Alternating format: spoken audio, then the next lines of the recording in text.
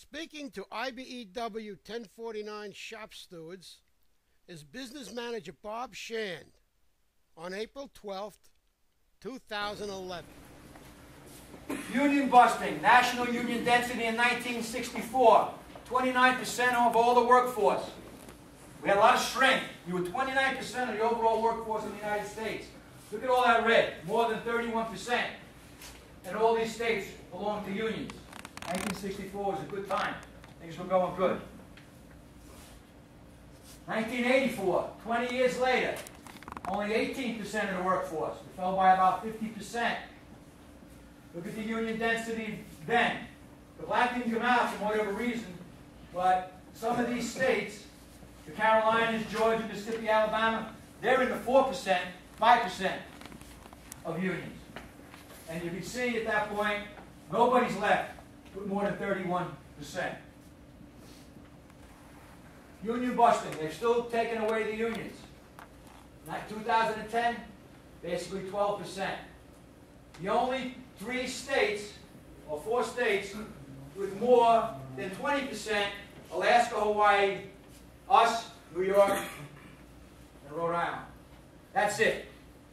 In 2010, 12%. Now, we've gone over a lot of statistics about wealth, about benefits, about what unions provide, and if there's any reason, if anybody can give me a good reason other than corporate greed and political interest why we're down to about 1/3 of the union density in this country we were in 1964, give it to me now. Tell me what it is right now, why less people, when they have more benefits, more salary, a say in their job, guaranteed pensions, guaranteed health care, why they wouldn't want to belong to a union and why we shrunk down to 1/3? Politics. They don't want to share with you. They don't want you to have a say. They don't want you to have a voice, and we fell right into it.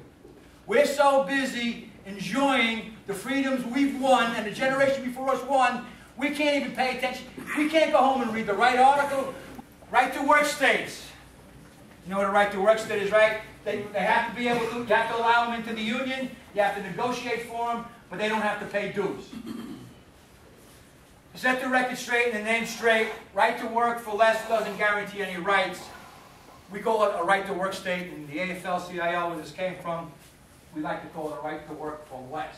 In fact, by weakening unions and collective bargaining, it destroys the best job security protection that exists, the union contract. Meanwhile, it allows workers to pay nothing and get all the benefits of a union membership.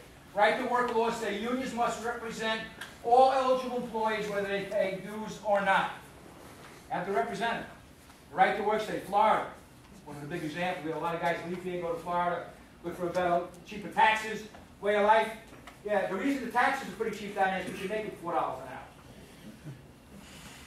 This forces unions to use their time and members' dues money to provide union benefits to free riders who are not willing to pay their fair share. Right to work. Workers in states with right to work laws have a consistently lower quality of life than in other states, lower wages, higher poverty, higher infant mortality, less access to health care. Obviously the AFL. The average worker in a right to work state makes about $5,333 a year less than workers in other states. $35,000 compared with $30,000. Weekly wages are $72 greater. Obviously, where the union density is best and strongest, and not a right to work state, we're doing better. So what are they doing? Fewer people with health care, right to work states, lower workers' comp benefit, more workplace injuries benefits. This is a pretty cool statistic right here. The rate of workplace deaths is 51% higher in states with right to work, where union workers can't speak up on behalf of workers. This March was 1 year from the Massey coal mines, right? Who got prosecuted in that? Anybody go to jail? Anybody hear anything? Those people died? Nothing. 0. This year, with the biggest Balls of the Year award, Transoceanic, who owned the oil rig where the 12 workers died last year, in the Gulf, was it last year? Gave themselves a safety bonus of millions of dollars to their corporate offices in the same year, because they said it was only one incident. 12 people died, their rig. countless numbers of fines based on the way they ran that bank.